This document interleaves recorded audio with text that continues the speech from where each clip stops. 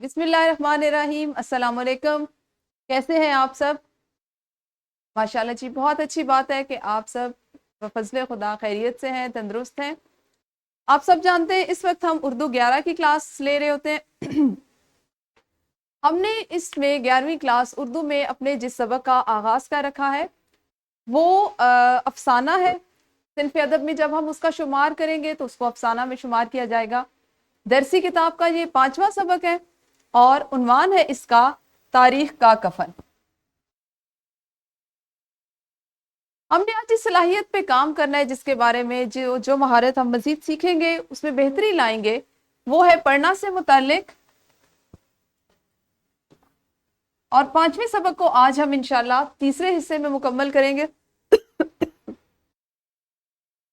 آج کے سبق میں شامل حاصلات تعلم پر ایک نظر ڈالتے ہیں تاکہ اس کے بعد ہمیں اپنا آج کا سبق سمجھنے میں، اس سے متعلقہ سرگرمیاں کرنے میں ذرا آسانی رہے۔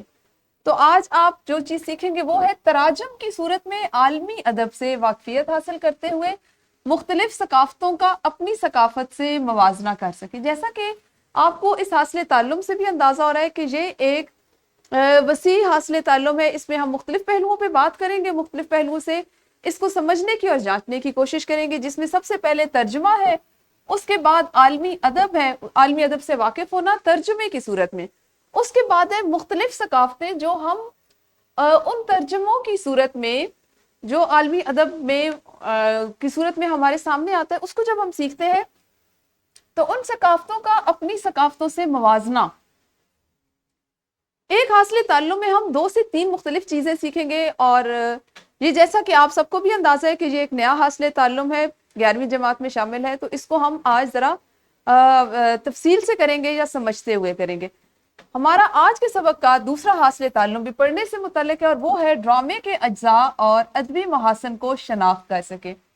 جیسا کہ اس حاصل تعلم سے بھی آپ کو اندازہ ہو رہا ہے کہ یہ بھی ایک نیا حاصل تعلم ہے جس میں ہم ڈرامے کے اجزاء اور اس کے ادبی محاسن کی شناخت کریں گے۔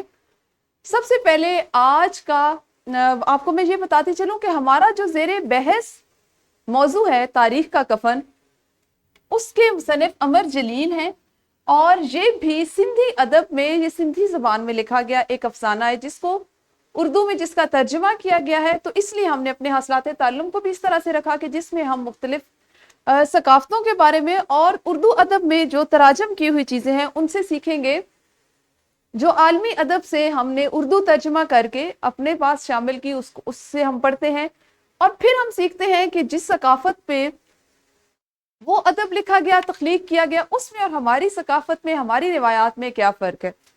سب سے پہلے جانیں گے جی سبق کے آغاز سے قبل ہم عمر جلیل کے بارے میں۔ تو جیسا کہ آپ کو کتاب میں بھی شامل ہے، میں نے آپ کو سکرین پہ بھی دکھائی دے رہا ہے۔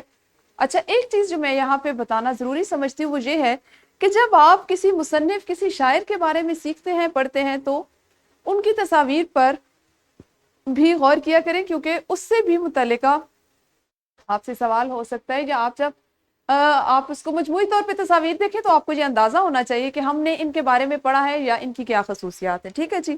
اچھا جی، 8 نومبر 1936 کو پیدا ہوئے، پیشے کے لحاظ سے کالم نگار ہیں اور ڈرامہ نویس ہیں۔ اگر ان کی اہم تصانیف و تالیفات کی ہم بات کریں تو اس میں اندرا شامل ہے، دل جی دنیا یہ سندھی زبان میں ہے، تاریخ جو کفن یہ بھی سندھی زبان میں، جیسا کہ آپ کو ان کے ناموں سے پتہ چل رہا ہے، اور سرد لاش جو سفر۔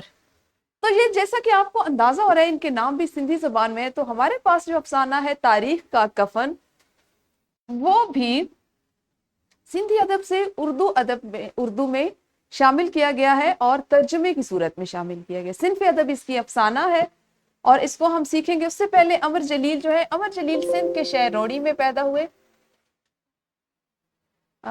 پنکھا بند کر دو۔ آپ کا اصل نام قاضی عبدالجلیل ہے۔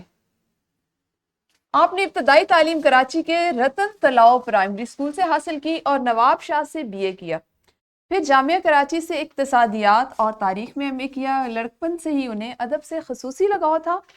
1956 میں ان کی پہلی کہانی اندرا شائع ہوئی۔ آپ نے ریڈیو کے لیے بھی ڈرامے لکھے۔ 1972 سے آپ نے اخبارات میں کالم نگاری شروع کی۔ اس کے بعد ان کے کالمز کے کئی مجموعے شائع ہوئے۔ انہوں نے سندھی کہانیاں اور افسانے لکھنا شروع کیے. میں آپ کو بارہا اسی لیے بتا رہی ہوں کہ یہ سندھی افسانہ ہے, سندھی زبان میں یہ لکھا گیا اور اردو میں ترجمہ کیا گیا. ٹھیک ہے جی. آپ کے کئی قابل ذکر مجموعے شائع ہوئے. اس کے بعد آپ ریڈیو پاکستان کراچی سے بطور ریجنل مینیجر منسلک ہوئے, لیکن اپنی انقلابی تحریروں کی وجہ سے انہیں اس ملازمت سے مستعفی ہونا پڑا, کیونکہ آپ جانتے ہیں ہمارے ہاں بہت سے شعبہ جات ایسے ہیں کہ جہاں پہ ہم اپنے مزاج کے مطابق کام نہیں کر سکتے, ہمیں وہ آزادی سوچ کی اور بولنے کی نہیں ہوتی ہے. آپ نے سندھی اور اردو ادب میں ٹیلی ویژن کے لیے بے شمار ڈرامے تحریر کیے. پھر آپ اسلام آباد منتقل ہو گئے اور علامہ اقبال اوپن یونیورسٹی کے انسٹیٹیوٹ آف ایجوکیشنل ٹیکنالوجی کے بانی ڈائریکٹر بنے. آپ کچھ عرصہ اس یونیورسٹی کے وائس چانسلر بھی رہے, یعنی علامہ اقبال اوپن یونیورسٹی کے. امر جلیل نے سندھی میں سینکڑوں مختصر کہانیاں تحریر کی ہیں. انہوں نے سندھی میں ایک ناول نیت گونگی گالیائیوں, اسی طرح گونگا بات کرے, اردو ترجمہ اس کا یہ ہے نیت گونگی گالہایوں, اس کو جس کو اردو ترجمہ ہے اسی طرح گونگا بات کرے, اس کے عنوان سے لکھا ہے اور یہ ایک ناول ہے جو سندھی زبان میں لکھا گیا. پنجابی ترجمے میں امر جلیل کی منتخب کردہ کہانیوں کی ایک کتاب امر کہانیاں یہ عنوان سے چھپی ہے. امر جلیل کی سب سے زیادہ مشہور کتابوں میں سے کچھ یہ ہیں جو آپ کی کتاب میں جن کی تصاویر بنی ہوئی ہیں اور آپ ان کو وہاں سے دیکھ سکتے ہیں. ٹھیک ہے جی. تو یہ تھا کچھ ایک مختصر سا تعارف مصنف کے بارے میں کہ جنہوں نے سندھی زبان میں مختلف جن کی تحریریں ہمارے سامنے آئیں, اور جو شامل نصاب تحریر ہے وہ سندھی ادب سے اردو میں ترجمہ کی گئی ہے. صنف ادب اس کی ایک افسانہ ہے. اچھا, آپ لوگوں سے میرا یہ سوال ہے کہ کیا آپ لوگ جانتے ہیں کہ عالمی ادب کیا ہے؟ جی بالکل صحیح. عالمی ادب سے مراد دیگر ممالک میں ہمارے ارد گرد جو ادب تخلیق پاتا ہے, جو لکھا جاتا ہے, جو حرف تحریر میں لایا جاتا ہے, اس کو ہم عالمی ادب کہتے ہیں. اور اس کی مختلف صنفیں جیسے ہمارے سامنے آتی ہیں, ہر ادب میں اپنی اس کی روایت ہے, اپنی اس کی جو تخلیقات ہیں وہ موجود ہیں. اچھا جی, تراجم کی مدد سے ادب کو کیسے سمجھا جا سکتا ہے؟ آج کے سبق سے قبل جی چھوٹے چھوٹے سوالات اس لیے پوچھیں تاکہ ہم, چونکہ ہمارا ایک حاصل تعلم ترجمہ کی صورت میں ہے, تو اس کو سمجھنے میں آسانی رہے. تو آپ بتائیے کہ تراجم کی مدد سے ادب کو کیسے سمجھا جا سکتا ہے؟ جی بالکل ٹھیک ہے, بالکل صحیح کہا آپ نے. تراجم کی مدد سے ہم مختلف ثقافتوں کو سمجھ سکتے ہیں, ادب کو سمجھ سکتے ہیں کہ ہمارے علاوہ, یعنی اگر ہم اپنے ادب کو جیسے خود سے سمجھ سکتے ہیں, اردو میں جو نظمیں لکھی جاتی ہیں, غزلیات لکھی جاتی ہیں, ان کے جو موضوعات ہوتے ہیں جو نثر میں لکھا جاتا ہے, اگر ہم ترجمہ کیا ہوا کسی اور کو, کسی اور ادب سے کوئی صنف لاتے ہیں, اور اس سے ہمیں اندازہ ہوتا ہے کہ باقی اگر ہم کوئی اور صنف پڑھ رہے ہیں تو اس میں کس چیز کو موضوع بنایا گیا ہے. آیا وہاں کی معاشرتی زندگی کو موضوع زیادہ بنایا جاتا ہے, قدرت کو, قدرتی مناظر کو, قدرت کے حسن و جمال کو, یا ایک خیالی جو ایک تصنیف ہوتی ہے وہ بنائی جاتی ہے. تو واقعی یہ بات صحیح ہے کہ تراجم کی مدد سے ہم یہ سمجھ سکتے ہیں کہ ادب میں کون سی دنیا کے کس ملک میں ادب کس نہج پہ تخلیق کیا جا رہا ہے. اچھا جی, اس کے بعد بتائیے مختلف ثقافتوں کا مطالعہ کیوں ضروری ہے؟ یہ ایسا سوال ہے جس کو ہم اپنے دیگر مضامین میں بھی سیکھتے ہیں یا پڑھتے ہیں. خاص طور پہ اگر ہم مطالعہ پاکستان کی بات کریں, اس میں آپ ہسٹری کی بات کریں, تو آپ مجھے یہ بتائیے کہ ہم مختلف ثقافتوں کا مطالعہ کیوں کرتے ہیں اور ہمارے لیے ضروری کیوں ہے؟ جی صحیح ہے, رسم و رواج کو جاننے کے لیے ہم اس کا مطالعہ کرتے ہیں. بالکل. دراصل ثقافت جو ہوتی ہے اس سے اس معاشرے کی ترقی کا پتہ چلتا ہے. آیا وہ تنزلی کی طرف جا رہا ہے, آیا وہ ترقی کر رہا ہے, تو جو ترقی وہ کر رہے ہیں وہ ان کے لیے معاشرتی طور پر, اخلاقی طور پر وہ مثبت ثابت ہو رہی ہے یا منفی ثابت ہو رہی ہے؟ کیا وہ ان کے طرز بود و باش جس کو وہ اختیار کیے ہوئے یا بدل رہے ہیں, یا ان کی جو روایات ہیں, جو رسم و رواج ہیں, وہ ان کے رہن سہن کی یا ان کی باقی چیزوں کی اسی طرح سے عکاسی کرتی ہیں جیسے کہ ایک مصنف کیونکہ حساس ہوتا ہے, جس نظر سے وہ دیکھتا ہے آیا وہ اس کو اسی انداز میں پیش کرنے میں کامیاب ہوا یا نہیں. تو ثقافتوں کا مطالعہ اس لیے ضروری ہے کہ ہم موازنہ کر سکیں, ہم جان سکیں. اچھا جی, آج کے سبق کے آغاز سے پہلے ایک چھوٹی سی اور سرگرمی کرتے ہیں, اس سے آپ کو مزید وضاحت ہو جائے گی. سرگرمی اس طرح سے ہے کہ آپ سب نے مجھے اپنا اپنا تجربہ بتانا ہے کہ کیا آپ لوگوں نے کبھی کسی دوسری زبان کے ادب کا ترجمہ پڑھا ہے. اب یہاں پہ دوسری زبان سے مراد کوئی زبان بھی ہو سکتی ہے جس میں ہماری علاقائی زبانیں جیسے پنجابی، پشتو، سندھی، براہوی، سرائکی وغیرہ ہے، اس سے بھی اگر آپ نے کوئی کتاب لکھی ہوئی، کوئی شاعری کی کتاب ہے، کوئی کہانیوں کی کتاب ہے، کوئی رسالہ ہے جس کو ترجمہ کیا گیا، اس کو اگر آپ نے پڑھا ہے تو مجھے ضرور بتائیے۔ جی لقمان، آپ نے کچھ پڑھا ایسا جو پشتو میں لکھی ہوئی کتاب ہو اور اس کا اردو ترجمہ؟ رحمان بابا کے گیت، ٹھیک ہے، شاباش۔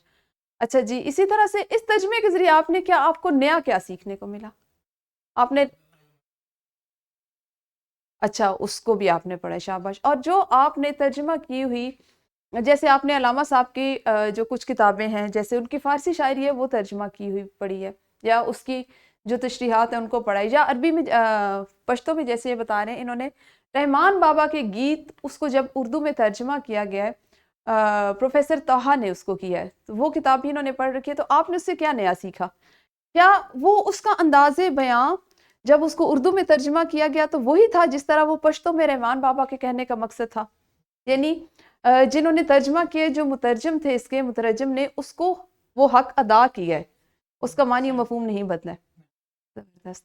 اچھا جی، مختلف ثقافتوں کو کیسے پہچانا جا سکتا ہے؟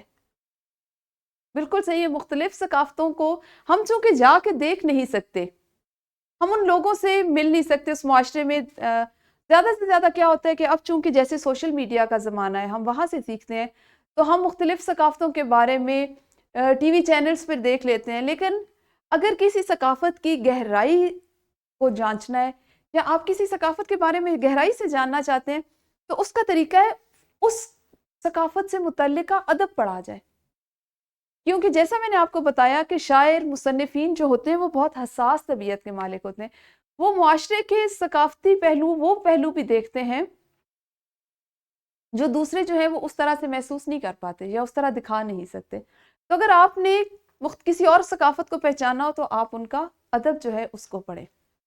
اچھا جی، ہمارے حاصل تعلم میں تھا کہ مختلف ثقافتوں کے ذریعے ہم ادب کے ذریعے ثقافت کو پہچان سکے، تو پہلے ہمیں یہ پتا ہونا چاہیے کہ ثقافت اور ادب کا آپس میں تعلق کیا ہے۔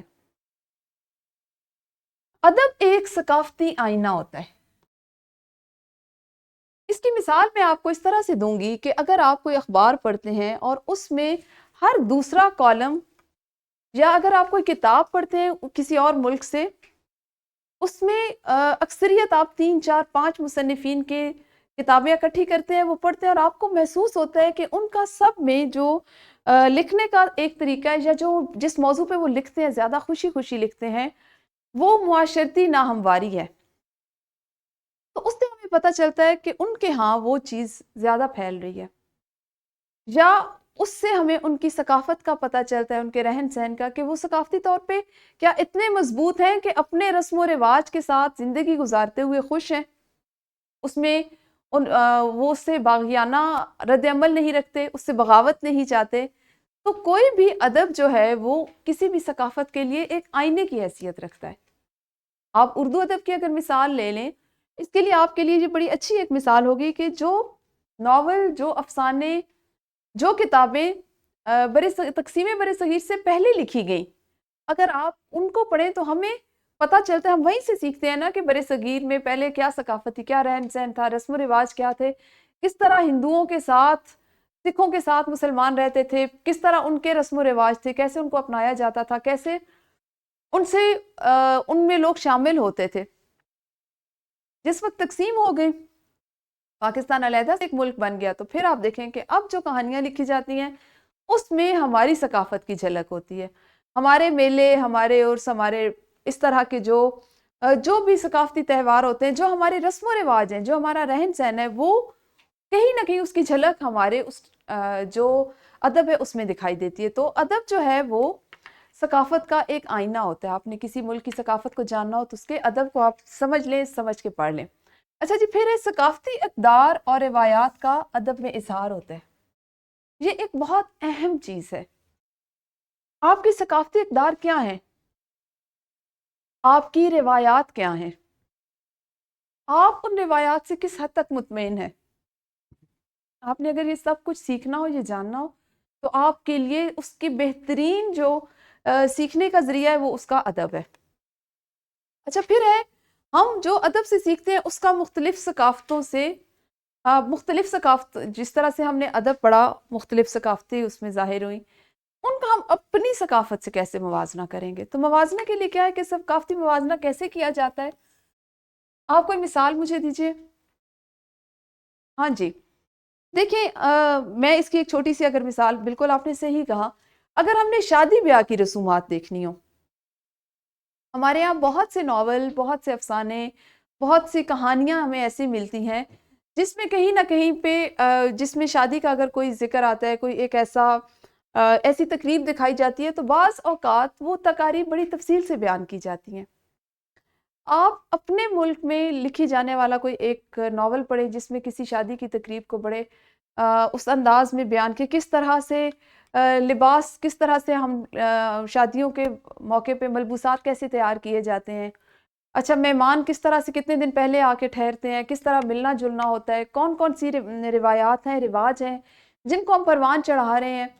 اسی طرح سے آپ دیکھیں گے اسی موضوع پہ لکھا ہوا، ترجمہ کیا ہوا کوئی اور ناول یا افسانہ پڑھتے ہیں جو کسی اور تہذیب سے آیا ہے. وہ امریکہ کا ہو سکتا ہے، وہ روس کا ہو سکتا ہے، وہ جاپان سے ہو سکتا ہے. پھر آپ اس میں جو چیزیں سیکھتے ہیں اس کا موازنہ کرتے ہیں اپنی روایتوں کے ساتھ، اپنی ثقافت کے ساتھ. پھر آپ اس کی موازنہ میں ہوتا ہے نا، اس کی اچھی خوبیاں بھی اور اس کی خامیاں بھی، دونوں طرح سے اس کا آپ اندازہ لگاتے ہیں. تو اس کو جب آپ خوبیوں اور خامیوں کو ایک ساتھ جانچتے ہیں دونوں چیزوں کی، تو وہ اس کو ہم موازنہ کہتے ہیں. اور اس طرح مختلف واقعات سے ہم ثقافتی موازنہ کرتے ہیں. ادب میں مختلف ثقافتوں کی جھلکیاں. اچھا موازنہ کرنے کے لیے ہمیں کیا ہوتا ہے کہ ہم ادب میں ہر طرح کی جو ثقافت ہوتی ہے جس کو ہم پڑھتے ہیں، جس کے بارے میں ہم جان رہے ہوتے ہیں یا جاننا چاہتے ہیں، اس ثقافت کی ہمیں مختلف جھلکیاں ملتی ہیں، اس سے بھی ہم اس کا موازنہ کر سکتے ہیں. ٹھیک ہے جی، اب ہم نے کیا کرنا ہے کہ میں نے آپ لوگوں کے لیے دو مختلف ثقافتیں، ان پہ ترجمہ کی گئی جو کتابیں ہیں وہ رکھی ہیں. سرگرمی اس طرح ہوگی کہ دو مختلف ثقافتوں پر مبنی تراجم دیے جائیں گے اور طلبہ سے کہا جائے گا کہ وہ ان میں فرق اور مشترکہ نکات کا موازنہ کریں. یہ سرگرمی آپ کو ثقافتی فرق اور ادبی پہلوؤں کو سمجھنے میں مدد دے گی. یہاں پہ جیسا کہ آپ کو اسکرین پہ نظر آ رہا ہے، میں نے آپ لوگوں کے لیے دو مختلف لنک رکھے ہیں. ابھی ہم ان کو کھولتے ہیں اور آپ کو اس کو کھولنے سے بھی اندازہ ہوگا. سرگرمی نسبتاً میں آپ سے یہ کہوں گی کہ تھوڑا سا یہ وقت لے گی کیونکہ آپ کو پڑھنا ہے اور پڑھنے سے موازنہ کرنا ہے. تو ایک دفعہ اس کو ہم کھول کے دیکھ لیتے ہیں کہ اس میں کون کون سی کتابیں شامل ہیں، کس ادب پہ لکھی گئی ہیں. اور پھر چونکہ یہ لنک ڈراپ باکس میں بھی موجود ہے تو آپ اس کو کھول کے فارغ وقت میں ان میں سے جیسے ایک افسانوں کی کتاب ہے اور جو دوسری ہے وہ بھی عالمی افسانوں کی کتاب ہے. ٹھیک ہے، تو ان کو دیکھتے ہیں پھر میں آپ کو اس پہ بتاتی ہوں.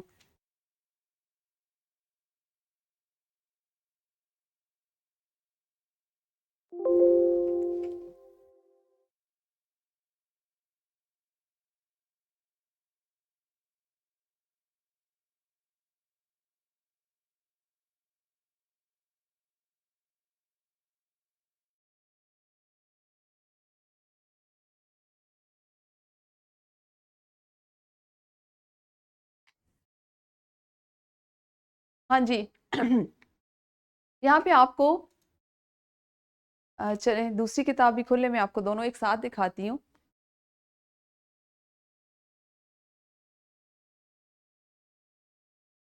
جیسا کہ آپ کو آپ کی سکرین پہ سب سے پہلی جو کتاب ہے اس کا جو سر ورک ہے وہ دکھائی دے رہا ہے، اس پہ آپ کو الحمرا سمجھ آ رہا ہوگا. اگر ہم اس کو چلائیں تو میں آپ کو اس کا اگلا صفحہ دکھاتی ہوں. الحمرا کے افسانے، اور اگر آپ غور کریں تو اس میں لکھا ہوا ہے نامور امریکن ادیب واشنگٹن ارونگ کی تصنیف لطیف، جسے غلام عباس صاحب نے اس کو اخذ کیا ہے اور اس کی ترمیم، ہلکی پھلکی ترمیم کے بعد اثر نو لکھا ہے 1931 میں. دارالاشاعت پنجاب ایک پبلشنگ ہاؤس، اس نے اس کو شائع کیا تھا. 1931 میں ترجمہ کیا گیا، امریکن ادب سے لیا گیا یہ ایک ہے. الحمرا کے افسانے اس کو نام دیا اور مصنف ہے اس کے جیسا کہ آپ دیکھ رہے ہیں امریکن ادیب واشنگٹن ارونگ. اچھا جی، اس کو اگر ہم دیکھیں تو اس کے انتصاب کے بعد اس کی اگر آپ فہرست دیکھیں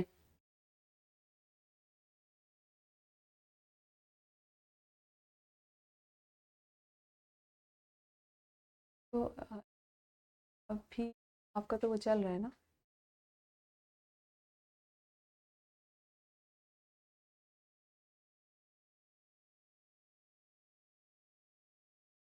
جی، جیسا کہ آپ لوگ اپنی اسکرین پہ دوسری جو کتاب ہے اس کو دیکھ رہے ہیں، وہ ہے منتخب عالمی افسانوں کی اردو تراجم ہے. اس کی جو مترجم ہے وہ اس کی مترجم ہے عقیلہ منصور جدون اور خدا کے نام خط. کتاب کا عنوان ہے جی خدا کے نام خط، اور یہ عالمی افسانوں کا ایک ترجمہ ہے جس کو سٹی بک پوائنٹ نے اس کا جو آپ یہ کہہ لیں کہ اس کو پبلش کیا ہے. سنِ اشاعت اس کی 2022 ہے.